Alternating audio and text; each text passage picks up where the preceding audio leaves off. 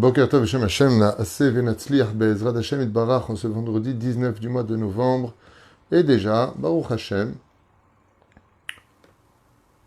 le Tet Vav, donc le 15 du mois de Kislev, Chaim Tovim ou Shalom, on est avec la paracha de Vaishlach Yaakov, Shiur acheté ce matin dans notre liste par Maria Sebalo pour la réussite et les demandes, Be'ezrat Hashem, et démarche de sa fille. Bonne réussite pour toute sa famille qui vit au Luxembourg. Be'ezrat Hashem, bracha ve'atzlacha bechol ma'asedechem, taslichu ve'tarvichu l'chaim tovim u'shalom, que de très très très bonnes nouvelles, Toda Rabba, pour avoir acheté ce shiur sur la paracha de Vaishlach. On commence d'ailleurs tout de suite parce qu'il est tard. Be'ezrat Hashem Itbarach, on pensera à Refoua Shlema de tous les malades d'Israël, Moratimi, Anna, Elna, Refanala, Vivian, Batester, Saratal, Batifrat, Miriam, Irben, Rivka, Fitoussi, Yana ben Esther, Inon, Chai ben Ruti, Shem Varechoto, Bechol, Asher, Roni, Machlouf, ben Sarah, Chaya, Ruchama, Esther, Bat Rivka, Baruch ben Rut, Soufan, Meir ben Rut, Soufan, Shoshana, Bat Mesar, Nathan, Yosef ben Yehudit, Nissim, ben Simcha, Sebach, Shema, Yashlomo, ben Johanna, Yona, Chana, ben Armemoun, Ben Jan Chana, Leilou, Nishmat, Elef, Alfav, Dalim, Kol, Mete, Israël, Bichlam, Georges, Ben Simcha, Liv, toute notre liste. On commence tout de suite, Be'ezrat Hashem, bien entendu, une excellente mamash réussite sur tous vos chemins, Be'ezrat Hashem Itbarach, pour tous ceux qui nous soutiennent, tous ceux qui se sentent concernés par le travail de Torah Traim, Oel Moshe, Be'ezrat Hashem, Tiskul Mzot, Maasim Tovim, Toda Rabba, toute l'équipe de Torah Traim qui travaille derrière cet écran. Grâce à eux, ils diffusent, surtout mon épouse qui fait un travail phénoménal et d'autres personnes. Be'ezrat Hashem, Itbarach, on embrassera aussi très fort Daniel Billard, qui on souhaite beaucoup de bonheur lui, sa femme. Et Be'ezrat Hashem, qu'on n'entende que de très très bonnes nouvelles. Vous savez, j'ai étudié que des fois, quand la parnassa cesse dans un endroit ou quand ça devient de plus en plus difficile, c'est parce que tant que tout va bien dans un endroit, on n'a pas de raison de bouger. Et des fois, Kadosh Baruch Hu, il fait en sorte que Meshane Makom, Meshane Mazal, celui qui change d'endroit, eh bien, renouvelle son Mazal. Et ce qu'on peut être sûr aujourd'hui, c'est que ce que demande le plus la Géoula, c'est le retour des enfants sur la terre d'Israël, même si c'est très dur. Et des fois, quand on n'a plus rien à perdre que de monter, alors on ne peut que gagner. La reine Be'ezrat Hashem, Sheniske, de vite, s'il n'y a pas la Géoula d'ici peu, qu'on ait juste la force de retrouver notre place au sein de la Knesset, des mairies de la ville, pour pouvoir, Be'ezrat Hashem, devenir un tremplin pour une meilleure alia pour les Juifs de France qui ont besoin de ce tremplin, Be'ezrat Hashem. En tout cas, c'est ce que je souhaite de tout mon cœur.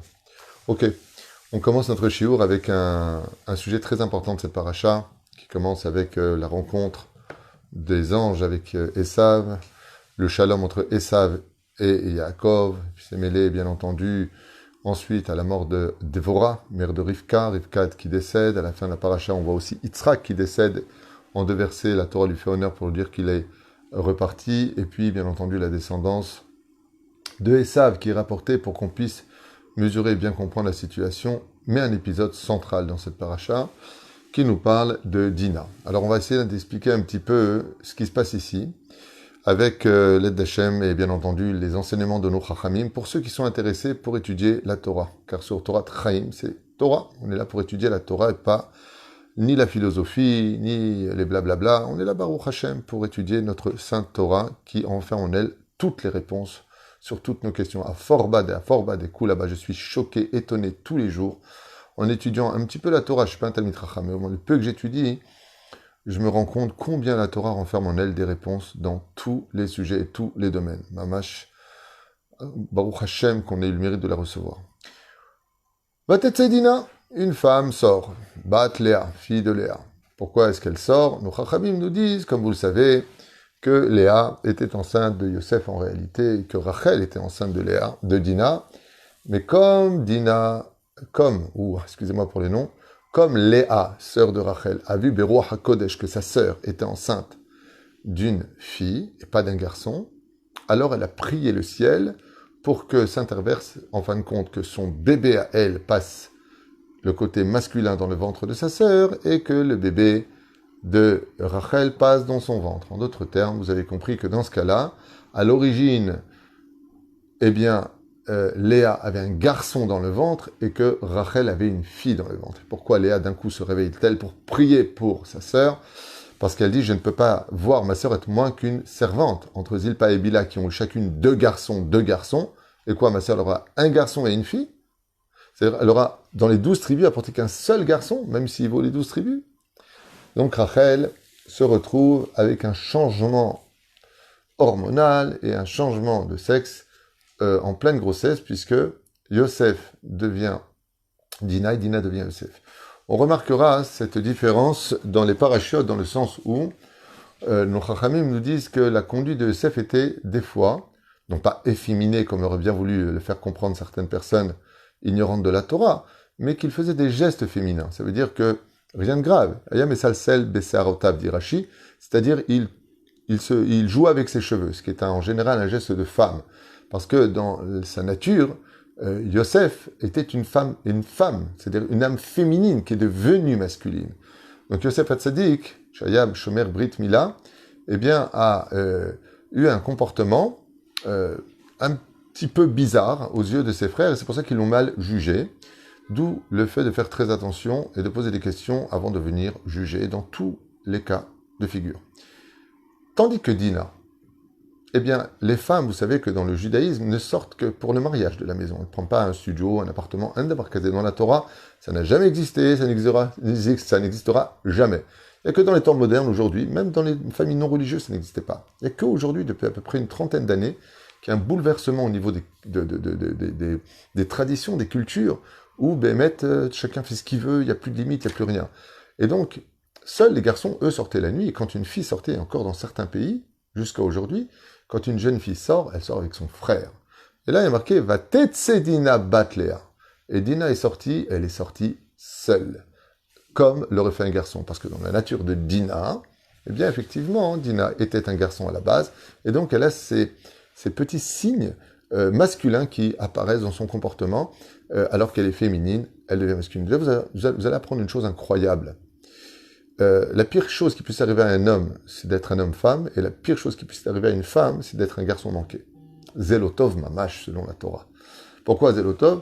Parce que toute la force d'une femme, c'est sa féminité, et tout le devoir d'un homme, c'est de rester un homme. Donc un homme qui devient femme, ou une femme qui devient homme, c'est tellement anti-nature que ça finit, ou, selon la Torah, par une débauche au sein de Shrem, puisque Dina se fait violer, ou la haine de l'autre côté des frères qui vont vendre Yosef à cause de certains symptômes qui, selon nos Chachamim, comme c'est marqué dans le livre Ibn Chen, ils disent que le comportement de Yosef ressemblait un peu à celui de Esav. C'est-à-dire que c'est pas un comportement normal, c'est-à-dire un faux jugement. Mais le sujet que je voulais voir avec vous, c'est la réaction de Yaakov vis-à-vis de ses fils. Alors, je vous lis un petit peu le texte rapidement. Va t'être Dina Batlea, Asher Yalda et Yaakov dire Od Bivnot Haaret. Et donc, elle sort voir les filles de Canaan, Vayarota. Donc, elle est partie voir la culture, comment donc ça se passait dans cette nouvelle ville dans laquelle ils venaient d'arriver, les théâtres, la façon de s'habiller, et ainsi de suite. D'où l'importance de faire extrêmement attention à la mode. Vayarotam Shrem ben Hamor, et donc le fils de ce roi de Shrem a observé la beauté incommensurable de cette jeune fille qui s'appelait Dina, Ahivi. Et donc, Nassi Haaretz, il était le prince de cette terre, non seulement il a violé, mais il a violé et reviolé, dans tous les sens du terme, on peut le dire. Petite Bak Nafsho Bedina Bat Yaakov, et elle était tellement belle que dans son viol, il s'est attardé sur son regard et il est tombé amoureux, selon le texte de la Torah. Vayehav et Anahara, Vayedaber Alev Anahara, et d'un coup il s'arrêtait net en lui demandant sa main, en lui disant « Je suis amoureux de toi ». C'est fou, c'est un mec, il la viole, il la reviole, devant, derrière, en haut, en bas, il fait ce qu'il veut avec elle, Yana Otasber l'a fait vraiment souffrir, et après il lui dit « Je t'aime ». Comme quoi que des gens, hein, ils ont peut-être pas la même dimension et la même notion de ce que veut dire aimer. Dans le judaïsme, aimer, c'est donner à l'autre, faire plaisir à l'autre. On voit ici que Shrem ben Hamor, dans la Torah, hein, il enseigne une nouvelle façon d'aimer, c'est de te faire souffrir. C'est-à-dire, je t'aime quand tu crèves. Comme quoi? Et d'un coup, monsieur devient un gentleman, il va voir son père, et dit, tu sais, la fille là-bas, qui est toute jeune, qui a juste 12 ans, ouais, je l'ai violée, reviolée, reviolée, je cassais les os, il y a un autre, si la Torah nous dit qu'il a fait souffrir, la Torah ne perd pas Stam. Il vient voir son père et il dit, je vais parler à son cœur, en fin de compte, je veux bien l'épouser. Ça veut dire que d'un coup, il y a un coup de conscience dans le texte de la Torah, où Shrem ben Hamor dit, tu peux parler peut-être au père, on fait un arrangement, on se marie avec elle, mais Yaakov Shama, qui t'imède Dina. Et qu'est-ce qu'a entendu Yaakov? Que sa fille est devenue impure. Il n'a pas dit qu'elle est violée. Ce n'est pas le viol en lui-même qui Vadaï le touche, mais un incirconcis en dehors du mariage. Déjà qu'un circoncis juif, en dehors du mariage, c'est extrêmement grave. Mais un incirconcis, un goy qui touche une juive, Yaakov dit Timeota. De là, la Torah nous apprend qu'une juive qui chas vechalila va avec un non-juif, elle rend impure toute sa neshama. Shem ishma virachem. Regardez la suite. Timet dinabito. Vous avez rendu ma fille impure. Ubana vayu et miknu basade. Et les frères n'étaient pas présents, ils étaient dans les champs. Ouais, harish Yaakov ad boam. Et Yaakov, il a attendu. Il s'est tué. Et Yaakov est d'aberito. Voilà que le père, il vient parler avec Yaakov. Yaakov bao minasade. Et maintenant, les frères sont rentrés. Pourquoi la Torah nous raconte cette histoire qui fait un peu... Tu sais, il y a eu, il y a dit, ouf. Quel intérêt pour nous de savoir qu'ils étaient là, ils n'étaient pas là. Vous allez être content de la suite. Et quand les frères, ils ont entendu ce qui s'est passé, ils ont commencé à dire, quelle chutzpah. Ton fils, le prince, a violé notre sœur, et toi, tu viens lui demander sa main? Qui nevala asab Israël, car une abomination avait été pratiquée au sein du peuple d'Israël. Ishkav bat Yaakov. Et la Torah nous dit, comment vous avez osé toucher à une fille d'Israël? Vous savez qu'est-ce que c'est une bat Yaakov? Vous savez ce que c'est une fille d'Israël? Toute la maison et l'avenir du peuple d'Israël dépendent d'elle. Et la fille d'Israël, bat Yaakov, c'est tout ce que vous faites avec. Takshivu. Car a été fait une abomination au sein de la nation. Attention. Nevala asa be Israël. Et là, il y a un truc qui ne va pas. Écoutez bien les noms employés par la Torah. Tassimoulev. Normalement, il aurait dû dire, c'est la fille de... Je tourne la page en arrière. Écoutez bien comme c'est important les mots. Quand on regarde depuis le début, Vatet Sedina Batlea, Nachon, Asher Alda Le Yaakov. Il a déjà été appelé Israël. Pourquoi il n'y a pas le nom ici, Israël? On continue à descendre et on voit Vatidbak Nafsho Bina Bat Yaakov. D'un coup, Dina n'est la fille que de Yaakov. On continue le texte et ce verset-là, Ve Yaakov Shama. Et Yaakov a entendu qu'on a rendu sa fille impure. Pourquoi il n'y a pas marqué Israël? On continue, qu'est-ce qu'il dit? El Yaakov le Daberito. Qui vient que personne n'est intéressé, à part les frères, d'appeler Yaakov par Israël. C'est qu'il y a une grande différence entre le nom de Yaakov et d'Israël, et c'est pour ça qu'il y a un conflit très important et historique ici. Ou venez Yaakov Bao. Tant qu'ils ne sont pas venus, ils se considèrent comme venez Yaakov. Aval, Keshama'am, quand ils ont entendu, et qu'est-ce qu'ils ont dit? Qu'ils ne valent ça be Israël. Et là, il dit, il y a un gros problème. C'est que, aïe, on est passé de Jacob à Israël, juste avant quand mon père s'est battu avec l'ange de Esav. L'ishkav bat Yaakov echen lo yaseh Israël. Et là, il y a marqué l'ishkav bat Yaakov, d'avoir pris une fille de Yaakov, on ne pourra pas accepter ça. Et donc, ensuite, le texte vient nous dire comme ça, c'est vrai qu'il a violé, mais il est tombé amoureux d'elle, et on va vous donner nos femmes, et vous allez donner nos femmes. On va tous s'installer ici sur la terre d'Israël. Donc voilà, ils font une espèce de pacte, si on n'a plus à vos yeux, tout ce que vous me demanderez, je vous le donnerai. On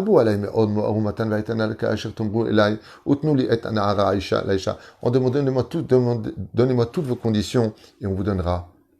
Et donnez-nous votre fille. Nous béné Yaakov. Et là vont répondre les fils de Yaakov. D'un coup, il n'y a plus le nom d'Israël. Et Shechem bet Hamoravi bemirma yedaberu. Asher timet dina chotam. T'es venu parler avec arrogance. T'es venu parler avec vice pour essayer de simuler les filles d'Israël. Nous ne pouvons pas accepter cela. La tête à nous les ish asher lo orla, car nous ne pouvons pas donner selon la tradition juive, depuis l'alliance d'Abraham avec Dieu, nos filles d'Israël avec des incirconcis. Pas ils coupent. Ils coupent et retournent. Donc la Brit Mila, en d'autres termes, les filles d'Israël peuvent épouser des convertis au judaïsme qui ont accepté les 613 mitzvot de la Torah, mais pas un goy qui a une circoncision. Kircherpat ilanu, car c'est une abomination aux yeux de la Torah. Arbezot neot lachem. Im tiyu kamonu, le imol lachem kol zachar. Mais si vous acceptez disent les frères, d'un coup Yaakov ne parle pas, d'être comme nous, ça veut dire que vous vous convertissez de vous-même, parce que vous le voulez. Nous pourrons épouser vos femmes, et vous pourrez épouser les nôtres. Et regardez d'un coup, le langage change. De quoi parlent les frères? Et nous pourrons ainsi vivre ensemble, et nous ne ferons qu'un seul peuple. De là, Midoraïta, quand un goy se convertit au judaïsme, après la Brit Mila, il fait partie du peuple d'Israël. Il est appelé Béné Israël. Et nous serons un seul peuple. Et si vous ne faites pas la Brit Mila, nous prendrons notre fille et nous partirons. Ils ont accepté. Comment ça fait qu'ils ont accepté?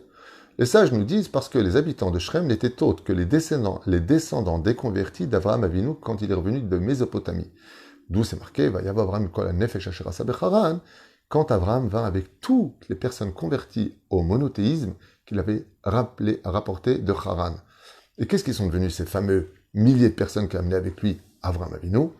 Ils se sont installés à Shrem et eux sont les descendants. C'est pour ça qu'ils n'ont pas de problème d'accepter cette condition du monothéisme et de la Brit Mila, puisqu'ils sont les élèves au troisième niveau d'Avraham Avinu.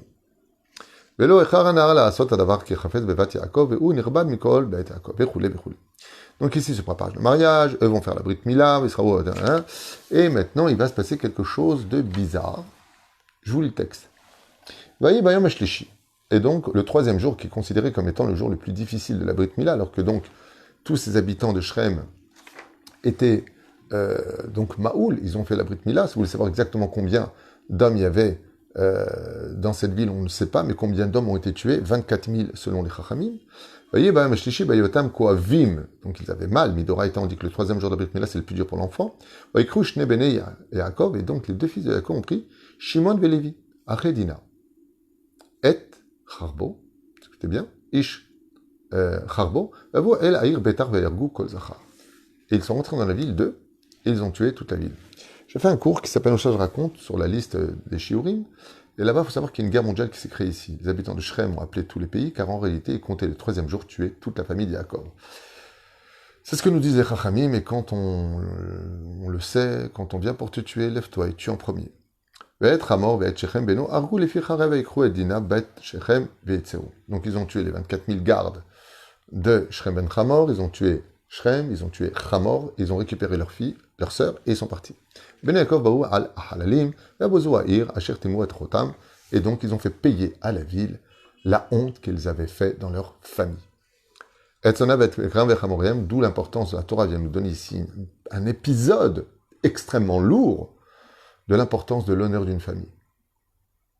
Chazal, ils disent pourquoi Yaakov ne s'est pas battu contre Esav. Pourquoi il a pris le Ilouï de Esav, l'ange de Esav? Il dit parce que c'est dur après d'entendre quand tu veux marier tes enfants, ouh là là, celui-là c'est un bagarreur, il s'est battu avec son frère. Pour pas avoir un mauvais nom. Et là, ce qui s'est passé, c'est que quand on dit qui est la famille d'Yaakov, ou leur fille, elle s'est fait violer. Et pourquoi c'est un Chilul Hashem? Parce qu'on avait dit, et pourquoi Dieu l'a pas sauvé? Ça veut dire qu'il méritait. Si Dieu l'a pas sauvé, c'est que quelque part il y avait un tikkun. Chazal, ils disent oui, il y avait un tikkun. Dina, c'est le lait du Mounida. C'est la réincarnation de Amtalai Bat Karnevo, la mère d'Avraham Avinu. Et quand elle s'est donnée, ils disent les Chachamim, quand c'est marqué dans le Rama de Pano, il explique, quand elle est partie avec son mari, elle venait d'être Nida. En général, la femme n'a pas d'ovule à ce moment-là. Mais Mina Shemaim, elle a ovulé en dehors de son temps. Et elle est tombée enceinte de Avraham Avinu. Dans le ciel, quand Amtalai, qui était une grande sadek, était redescendue, pour réparer juste le fait qu'elle s'est donnée d'elle-même à Terach, alors qu'elle était Nida, et qu'elle avait pris sur elle, même si elle avait que le 7 lois Noachid, le joug des 613 mitzvot enseigné par Shem Ve'ever, eh bien elle est revenue dans ce monde, puisque tu t'es donné de toi-même, alors que tu as été Nida, tu redescendras en tant que Dina, pour être pris malgré toi. C'était son tikkun. Comme ça disent les Chachamim, on ne rentre pas dans les contes divins, avant l'explication qui est donnée. Et là, ils ont donc fait payer les choses, d'un coup. Yomer Yaakov el Shimon ve'el Lévi. Yaakov réunit Shimon et Lévi. Arartem oti. Lavi sheni beyoshev haaretz. Vekenani va'perizi vani mete mispar. Nisfu alai vekuni vishmateti ani ubeti. Et là, la réponse de Yaakov, elle est complètement, mais complètement étonnante. Il dit, mais qu'est-ce que vous avez fait? Vous avez tué, en sortant les épées de vos fourreaux, la ville, les habitants de Shrem. Nous qui sommes si peu nombreux, veulent se lever contre nous tous, et ils vont nous exterminer. Temps mort. Où est Taïmouna? Où est ton bitachon? Où il est Dieu dans l'histoire? Et je te protégerai, et je ferai de toi une grande nation, oh, pourquoi t'as peur? Et regardez ce qu'il dit. Alay, veikuni, ils me frapperont, venishmadeti, et nous serons, je serai exterminé. Yaakov, c'est toi, Yaakov Avinu, tu parles comme ça? Tu as peur d'être exterminé? Et regardez la réponse qui est très étonnante aussi. Au lieu de dire t'inquiète pas, on ne sera pas exterminé, et quoi, on va faire de notre sœur une prostituée? Quoi, on la viole et on dit rien? Et donc, les Chachamim nous disent, c'est incroyable. Yomer Elohim el Yaakov, Koum ale Bethel, Dieu il arrête cette discussion, il dit allez, monte à Bethel, patati patata. Et d'un coup, comme c'est marqué là-bas, il faudrait juste que je retrouve, que Akadosh Baruch Hu dit à Yaakov que son nom ne sera plus Yaakov, mais Israël, et il lui confirme les choses, et il lui dit, car je ferai de toi une grande nation. Voilà ce qu'on vient d'apprendre. Qu'est-ce que cela veut dire? Petit 1. Pourquoi Yaakov se met-il en colère contre ses fils? Et on verra que dans la parasha de Vaïchi, il dit Arurapam, maudit est leur colère. Mais pourquoi tu t'énerves? Ils ont raison. Tu vois bien que Dieu, à la limite, il ne prend même pas la défense de Yaakov. Il dit pas Yaakov, t'as raison. Il dit bon, arrêtez de parler. Il y a un conflit qui se cache entre eux. Pourquoi Yaakov n'accepte-t-il pas la justice des frères qui sont tous tzadikim, et Shimon et Lévi particulièrement? Pourquoi est-ce qu'ils maudit leur colère? Et qu'est-ce qu'ont vu les frères pour agir sans demander à leur père? Vous savez qu'un élève d'un rave qui fait quelque chose sans autorisation de son rave à l'échelle importante, d'avoir l'otov. Mais là, on parle des fils. Ils sont très liés à leur père. Bah, papa, on va aller les venger. Pourquoi tu dis rien? C'est qu'il y a un conflit d'idéologie entre les frères et le père. La phrase de Yaakov, deuxièmement, est très dure. Waouh, qu'est-ce qu'on va devenir? Ils vont nous attaquer, on est si peu nombreux et on va être exterminés. On va être exterminés. D'où tu vas être exterminé? Dieu, il est là, il t'a toujours protégé. Toi, Kadlaï Moulay, Dieu, qu'est-ce qu'il dit? Écoute, Yaakov, prends tes affaires, monte à Bethel, t'as fait un éder, allez, vas-y. Waouh! Keilou! Makarapo. Je vous lis le verset. Dieu dit, Elohim, je vous lis depuis le début, Vayomer lo Elohim, Shimcha Yaakov. Dieu lui dit, ton nom est Yaakov. Lo ikere Shimcha od Yaakov, ne s'appellera plus ton nom Yaakov, Kim Israël, Yeshemecha, Veikra et Shemo Israël. Et donc Dieu après lui promet, Bezrat Hashem, de lui dire, Vayomer lo Elohim, Ani el Shaddai, Pere Urve, Goy ou Kaal, Goim, Yemimeka, ou Melachim, Echalatsecha Yetzeu. De quoi t'as peur, il lui dit? De toi, je ferai, Bezrat Hashem, tu vas me croiser et multiplier. Goy, tu deviendras une nation. Ou Kaal, Yegoim, Yemimeka. Et des rois vont sortir de toi. De quoi lui parle Dieu d'un coup après cette histoire? Omrim Rabotenu Alem Shalom Davar Nifla, écoutez bien. Le problème de Yaakov, c'est que lui, Yaakov, il se considère comme Mutemehat. Nous ne sommes qu'une communauté. Et des Juifs qui vivent en communauté, nous apprend la Torah, ne sont pas spécialement protégés.